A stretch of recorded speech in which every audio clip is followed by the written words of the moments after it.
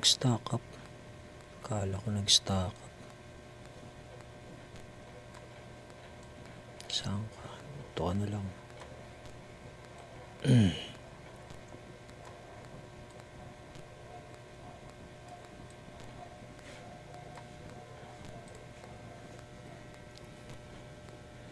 Check, sound check.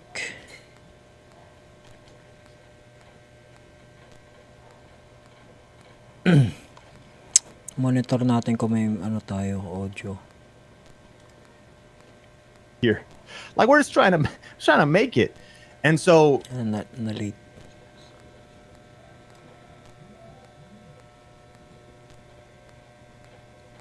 your next 500 video ideas, not that you got 500, but out of not that.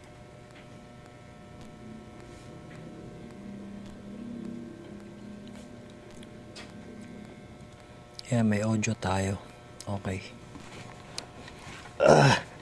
After ilang years. After ilang years ng pag-aayos. Ay. So, ito yung topic natin today. Itong how to find YouTube videos, video ideas your audience wants. So, yan yung una natin panoorin, tapos ito yung pangalawa, yung how to become a full-time content creator in 2024. So yan, ito medyo matagal lang posted, 2 weeks ago. Ito nung isang araw lang, pero mga na to, mga ilang araw na siguro. Yan, mga ito sa to Think Media. Saan ba yan?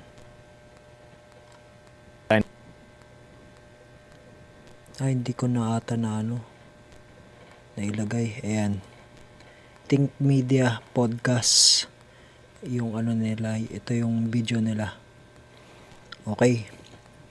So, panoorin na natin kung ano yung how to find video ideas. Yan, syempre pag nagsisimula tayong content creator, kailangan natin ng ideas kung anong content yung gagawin natin or anong klaseng video yung maganda nating gawin. Okay? Start. So if you're thinking about starting YouTube in 2024, maybe trying to revive your channel or just scale your channel, in this video, I'm going to be talking about 7 tips right up front here that are going to help you come up with better video ideas to cut. So, 7 tips ang ibibigay niya sa atin kung paano tayo magiging better content creator this 2024. So, yan. Through the noise and all the competition. Let's face it, YouTube has more videos being posted every day than ever before. And so how do you find topics and angles to cut through the noise? I want to share 7 things with you. So number 1 is audience research. One of the most important things to understand is who is your target audience. So yun. Before we start, kailangan natin ng audience research. Sino ba yung target audience natin? Dito sa akin channel, ang target audience ko ay mga YouTuber. So yun. May nag-comment, you are best streamer. Mga taga-ibang bansa, ewan ko pa sa inyo.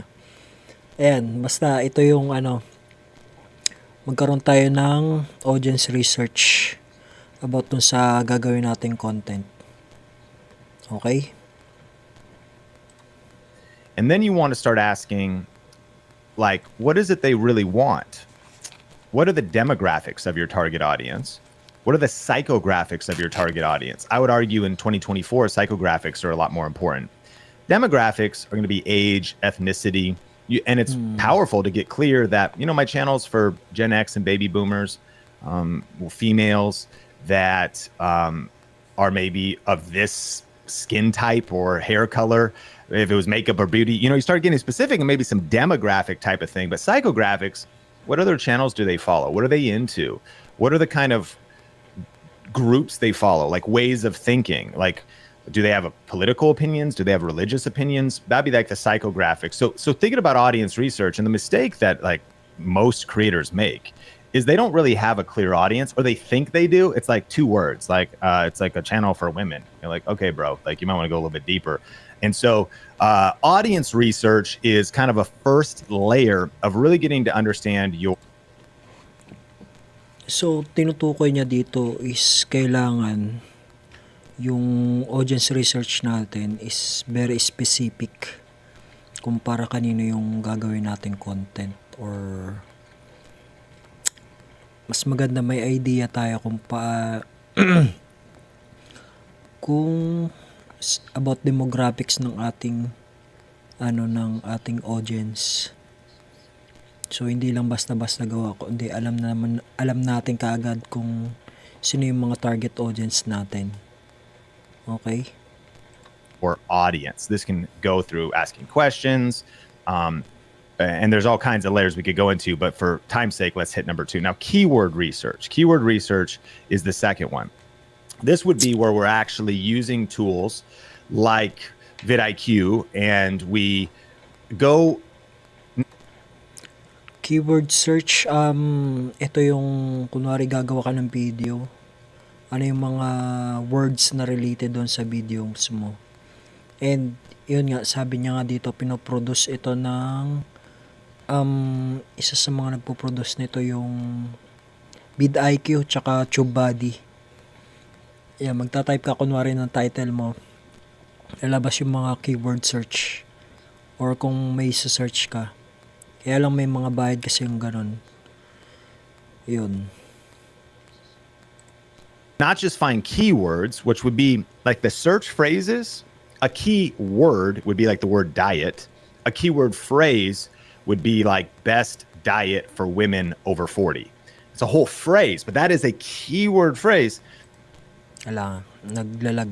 Then your question is, how much search volume per month does this topic, does this keyword phrase have? And so, Isa pa.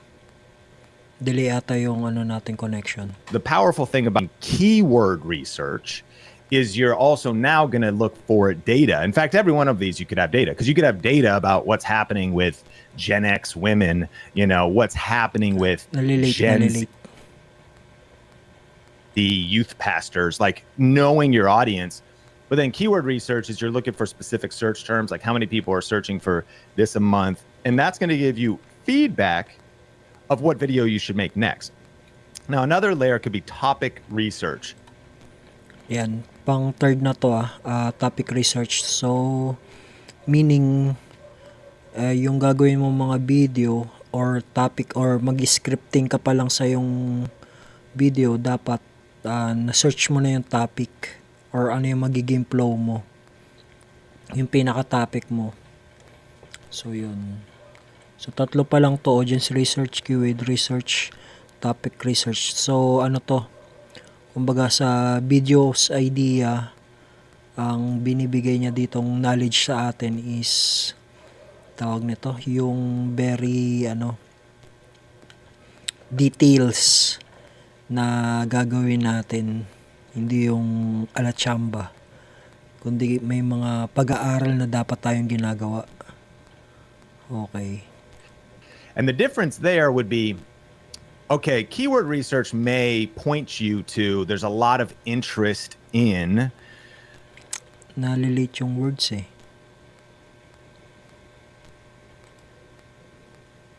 Masters, like knowing. Wala na tuloy yung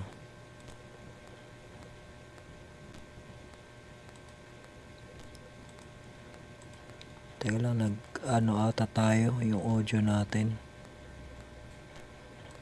Babaan natin to.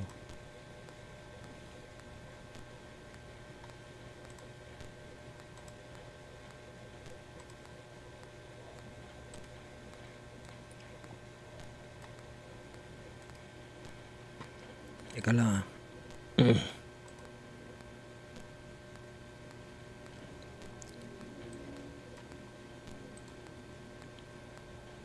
Game. What video you should make next.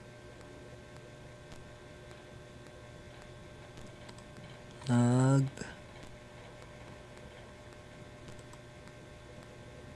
Do they have political opinions? Do they have religious opinions? That'd be like the psychographics. So thinking about audience research and the mistake that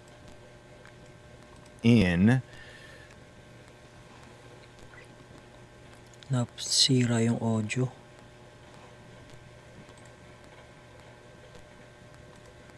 Kaya lang ah.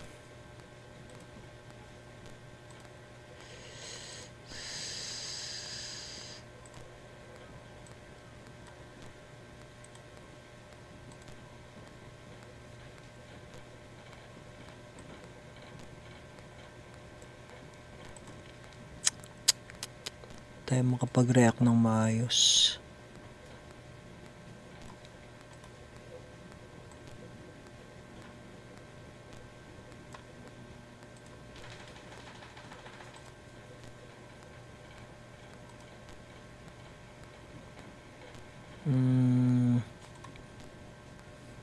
Tingnan natin kung kayanin ito.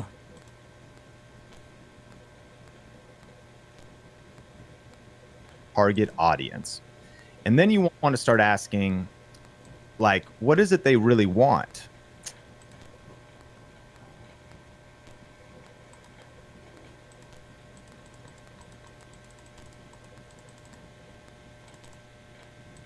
Nasa 4 na tayo eh.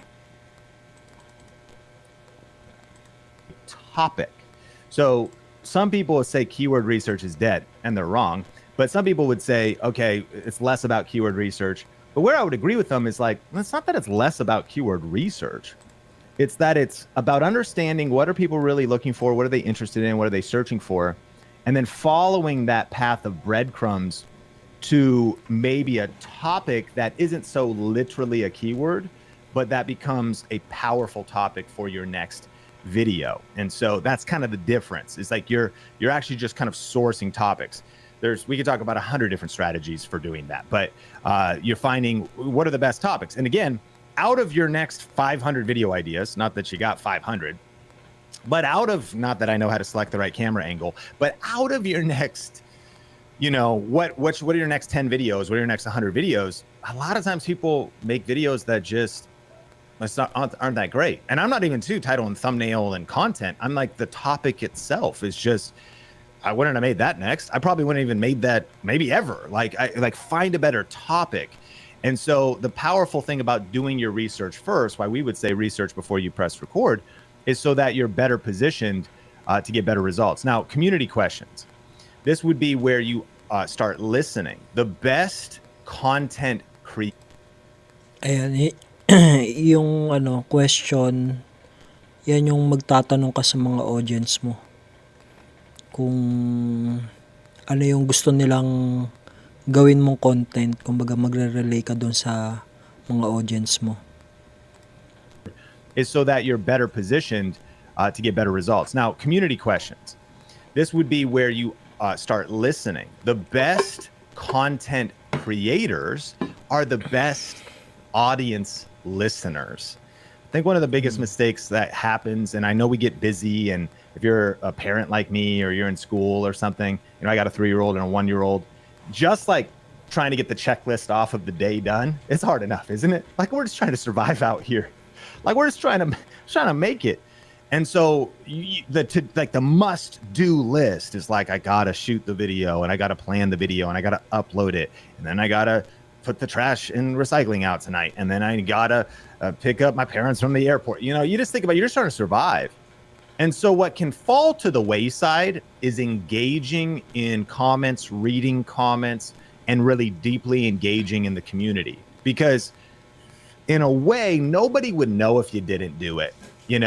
Like, you could get away, like, you still posted a video, you still put your content out there. But a lot of times where creators' results start going downhill is because there becomes a widening gap between where they're at and the connection with the actual community. Reading comments, getting feedback. Like, if I'm real transparent with you, like, sometimes I think even on our own team, we can sometimes get a little bit distant on the YouTube comments, because it's hard to keep up with them too. There's a lot of them where we want to read comments. Ibig sabihin niya dito, makipag-engage tayo sa mga subscribers natin, mga audience. Read natin yung comment, alamin natin kung ano yung mga gusto nila malaman or anong content yung gusto nilang mapanood sa atin sa susunod. So yun yung tinutukoy niya dito. On every video, and sometimes listen to the critiques, the feedback, the pain points, people saying like, I didn't fully understand that, and that gives you insight into the next move.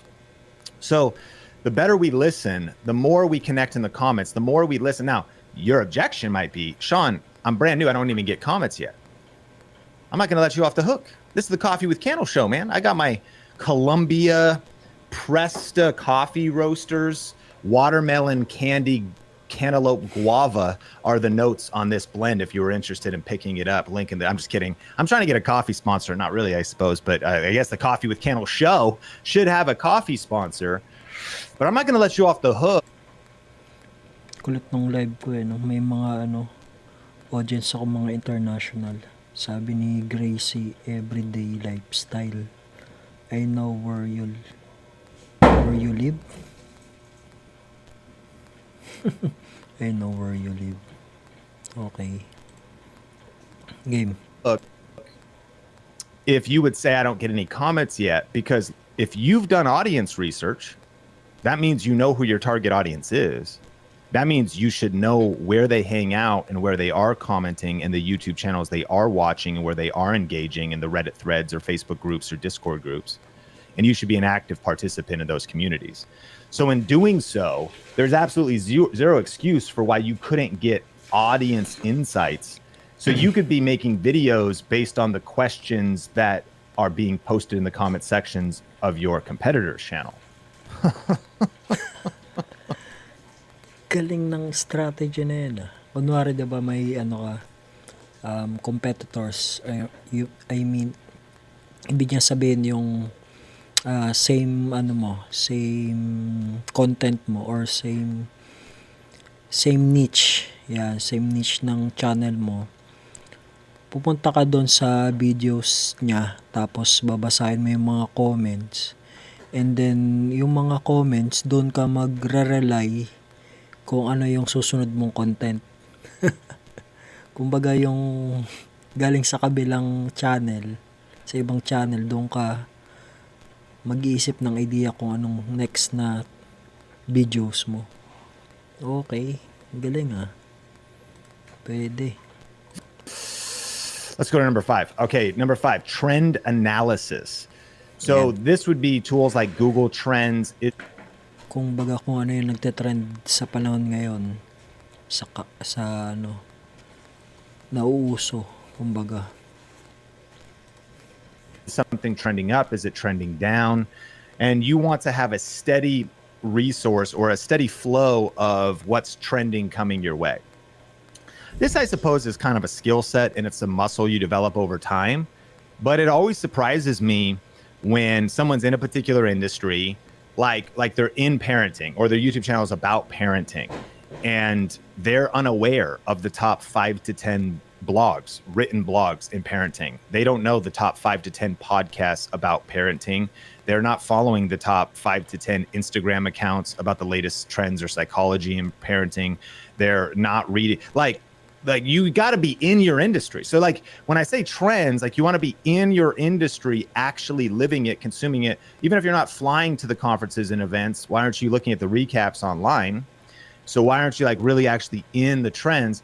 But then also you should be thinking about macro trends. As a side note, 2 of the big strategies we teach inside of Video Ranking Academy are full-on course, and where we go deeper into these is trend surfing and influence surfing. And you can actually combine those under a term that I would call culture surfing. Like your awareness of what's happening in the culture. Like it would be your awareness of what's happening this year. It's an election year. I was just thinking, I'm going to make a podcast about 5 to 10 things content creators could learn from Donald Trump. Triggered? 5 to 10 things people could learn from Joe Biden or Michelle Obama. Who's going to run? Who's going to run for I don't know. Who's going to run on the left? And so equal opportunities here at Think Media, as far as, because there's things to learn from both sides, but you might be saying, okay, Sean, what are you doing? That'd be culture surfing. what's happening this year, man? It's an election year here in the US. So what's happening in culture? And so trend analysis would just be saying, okay, what's trending, where are things going, what's happening? And the Ang nakuha ko lang dito, trend analysis. Kung ano yung trend sa niche mo, hindi sa kung ano yung sa bula, hindi yung connected sa niche mo. Kung ano yung trend, yun yung gawin mo. Okay? mistake I think people make is they're like, Sean, I'm not trendy. Like I'm not, wearing the latest. I don't have a Stanley mug. How dare I not have a Stanley on this stream? Okay, niche trend. Anybody got a Stanley out there? Yes. The big, okay. How dare I not have a Think Media patterned custom Stanley? All right, relax. Trend analysis, culture surfing, what's happening in culture. So it's part of paying attention and having a flow of information, which I kind of touched on this. Number 6 could be like industry research. So industry research again would be, what is your industry and how much time are you spending actually looking inside of what's happening in your industry? What are some of the newest things? Who are the experts in the industry? And what is some of the newest stuff coming from them? Like, how many books have you read on your topic in the last, 3 to 6 months? Like, your psychology channel, parenting channel, DIY. And I know books might sound old school and you're like, why would I go old school? It's all digital. I've just found that when you dig into a physical book that's really rich in terms of the research and the quality, that's maybe even just adjacently related to your YouTube. Bale yung sobrang gagana yung pag-iisip mo or yung imagination mo kapag nagbabasa ka ng libro. Kasi nga, dalawa yung gumagana doon. Yung mata mo tsaka yung imagination mo. Mas gumagana yung imagination mo kapag nagbabasa. Kaya nga mas maganda daw magbasa. Channel, chances are you're going to have a journal full of 5 to 10 next video ideas, and you're going to have just little things popping off related to that. But again, what does industry research mean? It means you're paying attention to your research. What are the events? What are the workshops? What are the publications? What are the magazines? What are the blogs? What are the podcasts? Again, you go listen. I promise you, you take your niche, you find the top podcasts, you go listen to like one episode from each of them with a journal out. If you don't get a video idea, you're probably in the wrong industry, because when you get aligned with where your passion is and where a little bit of experience is, I'm not saying you have to be an expert, right? But like where you've got some experience in it, then like ideas will start popping off. What I've noticed is most people don't even do a quarter of this. They barely do this at all. Or a lot of times they don't really research at all. Research before you press record. Start coming up with better and stronger video. Yun, before ka mag-record, before ka gumawa ng video, kailangan prepared ka, nag-research ka. Yun yung na-pick up ko dito sa part na to. Ideas, and then start getting more views as a result. Which then finally, number 7 would be a competitor analysis. Analysis. Sometimes, you know what one of my least favorite messages is in the creator economy? Maybe business, is everyone quotes comparison is the thief of joy. Can we stop it? I mean, I know it's true, but like, can we relax? Like that one has comparison is the thief of joy. I like to say comparison is the thief of joy and the killer of creativity. And I agree with that message. That message couldn't be more powerful, because if you're comparing people and you feel insignificant because of who you're following on Instagram, or they're growing faster than me, or I wish I had like all of that could be toxic. I think the problem is, though, that has set so many people up for failure, and is that you actually stopped comparing. I actually think comparison is the path to wisdom. Comparison is essential for business owners and entrepreneurs and smart content creators. Comparison is actually seeing what else is out there in the market so you can adapt your strategy accordingly. It would be incredibly foolish not to be studying and analyzing the competitors. Novices with, you know, with hypersensitivity are afraid of comparing. And again, if it leads you to insecurity and all that kind of stuff, I think that's the thing to deal with. That's not what I'm talking about. And I'm not talking about an issue of like worth here or something. I'm talking about we're in a competitive landscape. You better be aware of some of the dynamics happening around you so you can strategize accordingly. So competitor analysis is key. Because again, in business, this is a classic one, is USP. You know, type that one out. Yes. USP, you ever heard of it before? What's it stand for? Unique selling proposition. It means your unique angle on why you're different, how your channel's different. Hard to come up with. You might feel like, oh, there's nothing original. King Solomon said nothing's new under the sun. There's no new things anymore. Okay, it's tough. That's why you got to work hard. But you can find something. You know how many YouTube educations people are out there? Okay, cool. So Sean, why are you different? Well, many reasons. I think we have the biggest faculty in terms of inside of our group and whatnot. We've got the support and kind of like community, the most vibrant like group. And there could be things like that. But if I say what's the biggest reason we're different, it's because most people are just teaching random tactics that are good. Their information's good. Tactic here, strategy here, a few tips, some good information if you can apply that. But nobody's got a system. Like one of the things that makes us different is you don't rise to the level of your goals, you fall to the level of your systems. So having a system that's a repeatable process that you can use to reach success, it makes us different. Like that nobody, and here's a couple business words for you. Smart business owners in the education space, they come up with frameworks.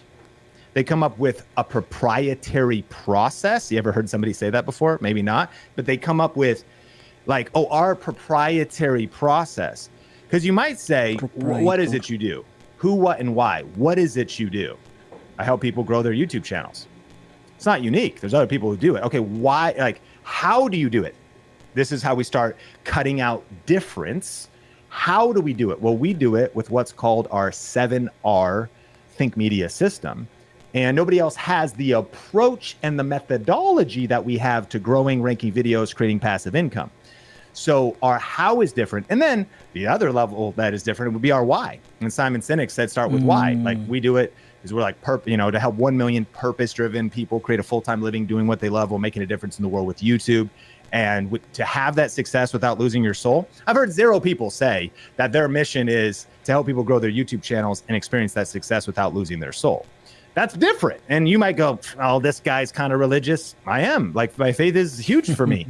I'm out of here. Great. I mean, we're definitely probably not going to be a good fit. We might be incompatible, swipe left or right. I don't know what you do on dating apps. Been married too many years, but, swipe and find somebody else. But when you share your why, that'll resonate. But what's your how?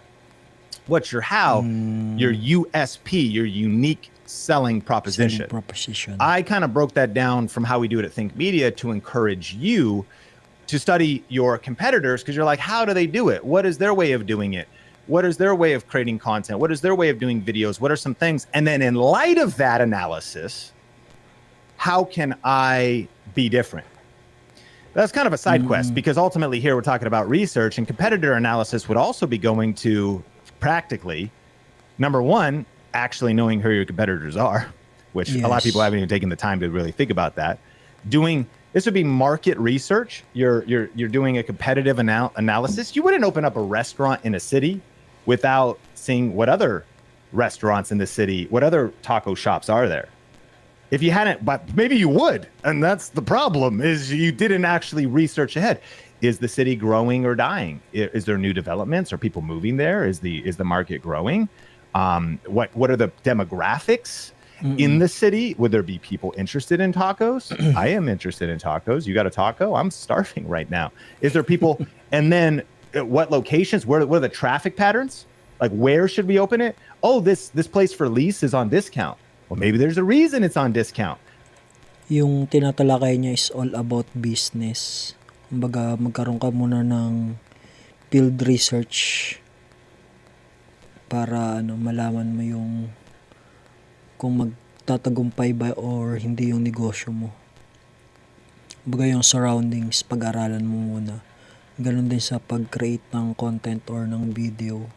Dapat mapag-aralan mo yung yung audience, tsaka yung content, tsaka yung mga competitors mo. Yun. Yun yung analysis ko dun sa sinasabi niya. Because nobody goes to that side of town, or you didn't realize that someone just got stabbed over there, and that one street over is a little sketch. So nobody actually, even if the tacos are good, people don't want to risk their life to go to that part of town. Competitor analysis, looking ahead. So you're looking at, okay, what are on other people's channels? What are maybe some of their top videos, their top topics? What are some things I can learn there? What are something that's maybe proven to get views that I could do a unique spin on? That'd be competitor analysis. So again, we cover this deeper in other places, but I hope those are valuable. Which one do you like best? Is any of these new to you? Have you done any of these before? And can you add any value on the replay to maybe some topics or tools you use? Because this is a community, right? So here on our Think Media podcast channel, when we do the Coffee with Cannell show, check out the comment section, because iron sharpens iron. So, you know, which of these do you like best? Is there any tools you use to do any of these? Are any of these an aha moment? Did any of these stand out to you?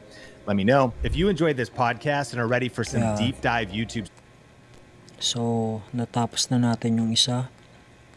So, yun yung yung tips niya is pag-aralan ng maigi yung competitors, tsaka yung gagawing videos.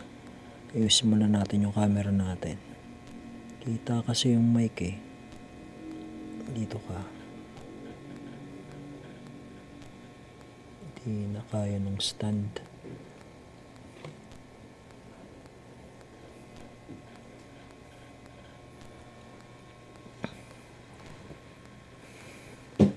Ayan, ganyan na lang. Para kita tayo.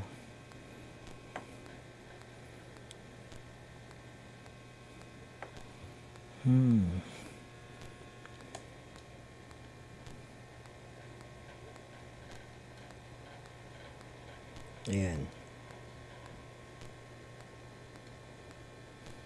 Shoutout po. Sino yun? Vincent. Shoutout po ko kay kapwa. Ayan, shoutout sa inyo. Shoutout kay Vincent Abestelia. Shoutout sa'yo, bro. Okay, dito naman tayo sa next topic. How to become a full-time content creator in 2024. English din to, so panoorin natin. Send to If you clicked on this video, you most likely want to become a full-time content creator. And as much as you want to become a full-time content creator, the problem is that either A, you're in school, or B, you're working a part-time or full-time job to make ends meet. And you're really struggling with how to find the time or energy to create content while doing your everyday studies or job. It's this tension between time versus money. You need content, but at the same time you need money to pay the bills, and until you can make money from content creation, you're gonna have to keep your day job. I know the struggle, I've been there, and that's why in this video I want to share my journey of how I became a full-time content creator, and as well share my content creation workflow in order for you guys to become as well full-time content creators. So if you want to become a full-time content creator, there's two approaches. The first approach is the all-in method. Now this is when you quit your job and you decide, I'm gonna go for it, I'm gonna become a full-time content. Yun yung unang para maging content creator. Mag full-time. Kumbaga seryosohin mo na yung yung pagiging content creator. Okay. Content creator. And this is possible for those people who maybe have 6 to 12 months savings in their bank, meaning they can quit their job, live off of that money for...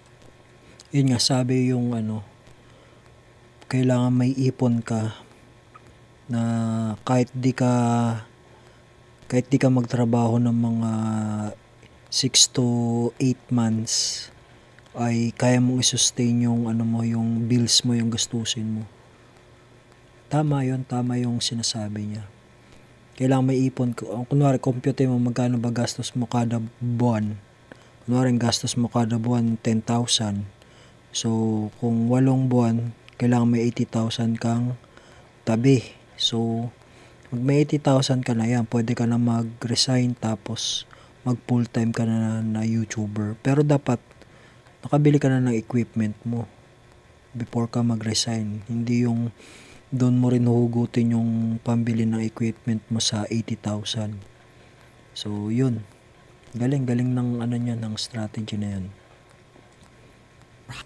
Half a year to a year, or there may be single, living at home with very little expenses, meaning it's possible to have that freedom to just go for it. If you yourself are in that situation, I would highly recommend then going for it, just going all in and making this dream of becoming a full-time content creator a reality. The chances of you growing your audience and succeeding is a lot higher, but of course there is that pressure of you succeeding because you've gone all in. The second approach to becoming a full-time content creator is the Steady Eddie method.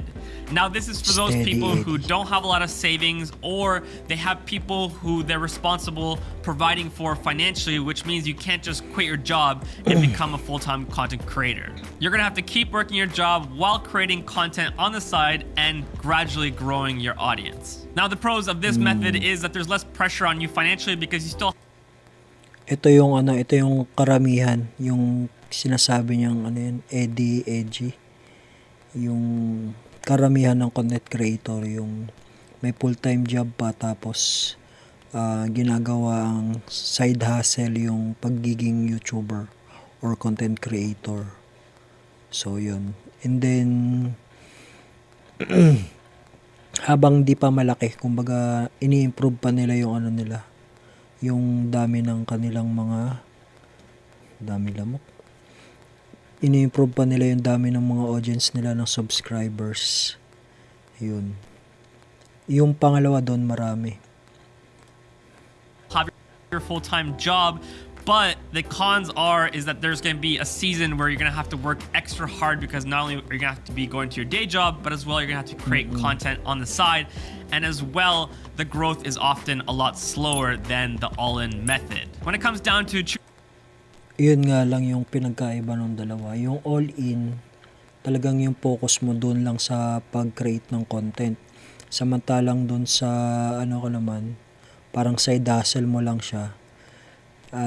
Para ka nahihila sa kaliwa sa kanan kasi kailangan mong pumasok sa trabaho at the same time nandun ka sa trabaho, medyo iniisip mo pa yung mga next content na gagawin mo. So, hati yung attention mo. At di ka rin naman pwedeng mag-quit kagad sa job mo kasi nga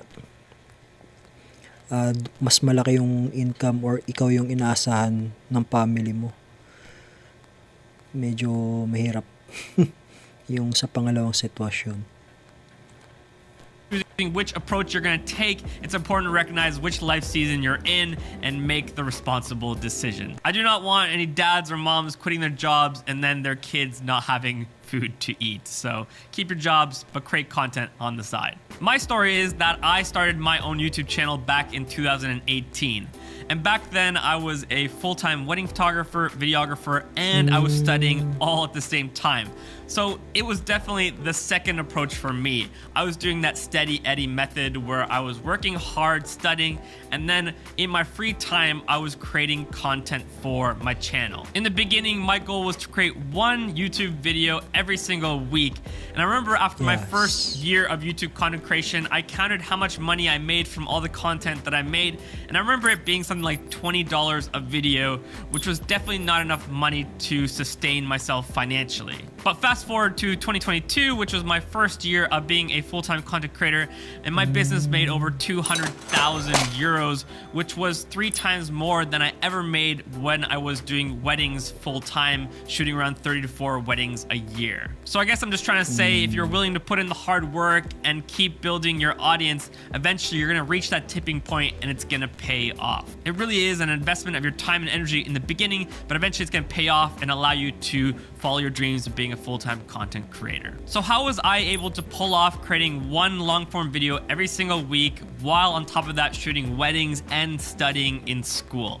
Well, I think it comes down to my content creation workflow that I had built. Now, most people, when they create content, they start off by first brainstorming an idea. Then from there, they might script that idea. Then they go film the video. Then they start editing it.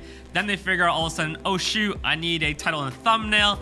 They quickly try to get that created, and then they upload the video, post it, see how many views they get, look at the comments, and then start that process all over again. This whole workflow is really tedious because it takes a whole lot of energy to go from one task to the next. You have to get into a totally different mindset and focus for each stage of the process. As well, it just takes a whole bunch of time to practically set up your camera and your lights and the audio and all the technical side of creating content. So instead of doing this whole process all for just one piece of content, instead I group all the different steps into sessions. So step one is ideation. On Monday, when I sit down at the desk, I come up with a whole bunch of ideas for long form videos and short form content. And the way I come up with ideas is by Ito yung kumbaga dinidelegate niya yung sarili niya kung paano gagawin yung mga tasks ng pag-create ng content. Monday, idealization. Kumbaga, mag-iisip siya ng mga ideas. Okay. having different themes.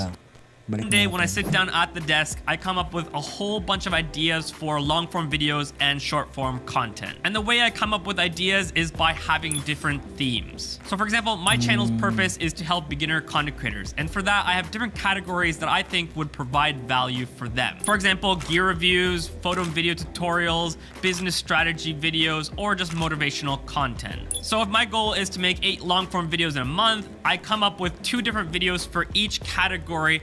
And as I'm coming up with ideas, I just drop the ideas into the category buckets. And when I have 8 solid ideas, I'm ready for long form content.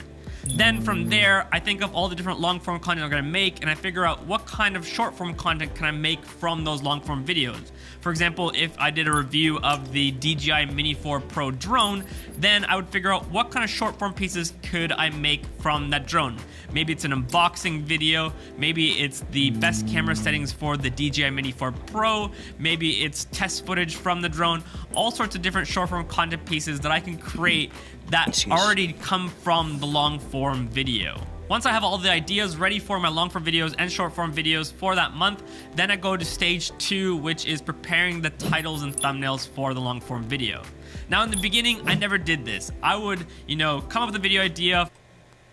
Kumbaga, pag nagkaroon siya ng idea, thumbnail kagad ang ginagawa niya bago yung mag-shoot. Okay. Film it, edit it, and then all of a sudden I'd be like, oh, which is preparing the titles and thumbnails for the long form video. Now in the beginning, I never did this. I would, come up with a video idea, film it, edit it, and then all of a sudden I'd be like, oh shoot, I need to come up with a thumbnail and title for the video, which was a terrible idea because there's no point in spending hours creating this long form video and then just quickly rushing the title and thumbnail, which is the 2 things that make people click and watch your video. The title and thumbnail is like the DVD cover of the Blockbuster days. You'd walk into Blockbuster wanting to rent a DVD and you'd base it based on the title and what the front cover looks like. And that's the same with YouTube videos. You want a thumbnail that's eye-catching and relevant to your audience and a title that's gonna draw them in. As content creators, we're creating content for free, but it's not necessarily free in all ways. Sure, we don't charge money for people to watch our YouTube videos, but it does cost them their attention and their time, which is a really valuable resource, and a lot of people are competing for it all at the same time. So you want to make sure you have an eye-catching title and thumbnail to draw the person to want to watch your video, but as well, you want to follow through with what you're promising in the title and thumbnail so that your audience is satisfied with the content. Because there's nothing worse than being clickbaited into a video and then just being totally disappointed with what you watched. Most likely they're not going to come back and watch your content in the future. Once I've got my ideas, the title and thumbnail, then it's time to script. Personally, I find getting into the mode of scripting really hard, but once I get in that flow state, it's really easy to just whip out multiple scripts for long form videos in one sitting. Oftentimes it takes about 30 minutes to write one script for a long form video, and then for a reel or short form content, maybe 10-15 minutes. So instead of just writing one script and stopping, I instead like to write a whole bunch of scripts because I find that it saves me a whole bunch of energy rather than switching from different tasks all the time. Stage 4 in my content creation process is filming. When I film, I want to film as much possible in one sitting because like I said earlier, it takes a whole bunch of time and energy to set up the camera, tripod, the audio, the lighting, everything. So instead of doing that every single time all over again for a new video, I like to try to film as much as possible in one sitting.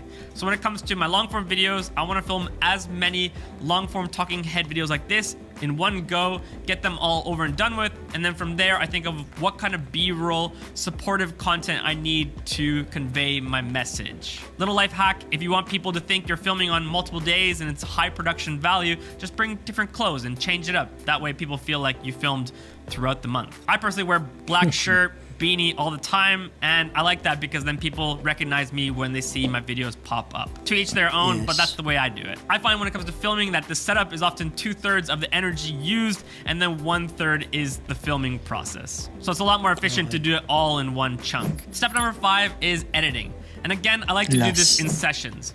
When it comes to, for example, editing my short form content, I want to edit 5 to 10 reels in one sitting rather than every day doing a little bit of editing, because I find that you just get in the editing workflow, and as well, it's really easy once you edit one reel to copy the same color grade, the same audio presets, a lot of the same effects into the next reel, because oftentimes it's been filmed in the same scene, the same settings, so you can just copy them from one reel to the next. This again is another one of those ways where you just save so much energy rather than having to repeat and do the same thing each day. You can just copy and paste from one short form video to the next. And the last and final step is uploading. Once I have my short form videos and my long form videos created, then I upload them onto YouTube, all ready for me to post. I add the titles, the thumbnails, the tags below, the description, make sure everything's ready to just post and go rather than doing that on the day of when I want to post.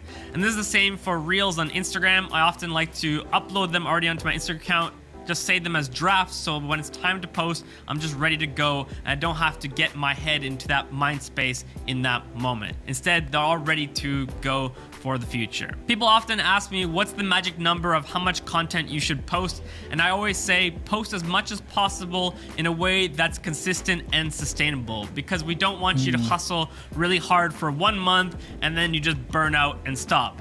The name of the game when it comes to content creation is just lasting. This is gonna be a journey that you're on for years. So you wanna figure out a pace and a content posting schedule that fits the lifestyle that you're in. So if you can post one video a week consistently and in a healthy way, that's what you should do. But if you can post a reel every single day and one piece of long form video a week and still do it in a sustainable and healthy way, then by all means do that. Because obviously the more times that you post, the more chances there are of people finding your content and enjoying them and becoming a part of your audience. I often say that the more times you post, it's like the more shots you take at a net, the more likely you're going to get a goal because you've taken a lot of shots. So the amount of content you do post does have an impact on your growth, but you got to make sure that you're as well posting content with quality. Content that provides value to your audience, because there's no point in just posting a whole bunch of crap that people... Kailangan may value talaga. Kagaya yung mga napanood ko nung una kong mga nakarang live ko. Yun talaga importante, yung may value yung videos na gagawin mo. Hindi lang yung create ka ng create tapos bahala na kung may magkagusto o hindi. Hindi dapat nakakapagbigay ka talaga ng value. Aren't gonna enjoy or posting content with quality. Content that provides value to your audience, because there's no point in just posting a whole bunch of crap that people aren't going to enjoy or get value from. So quantity is important, but make sure what you post has quality because you want to be providing value to your audience. So that is my content creation workflow in a nutshell. In no means is it easy. It still requires a lot of hard work, and I don't want to lie to you guys saying that this journey of becoming a full-time content creator is easy, but it is worth it. In the beginning, it definitely is a tug of war between time and money, but eventually, if you keep working and growing your audience, you're gonna get there and become a full-time content creator. Galing. So yun yung dalawang topic natin, no. Kagaya ng sinabi niya kanina yung una, hindi madaling task yung maging full-time content creator. Kumbaga yung workflow niya baliktad eh. Ideas, mag-isip ka ng ideas. Pagkatapos mo mag-ideas, gawa ka na kagad ng thumbnail and title.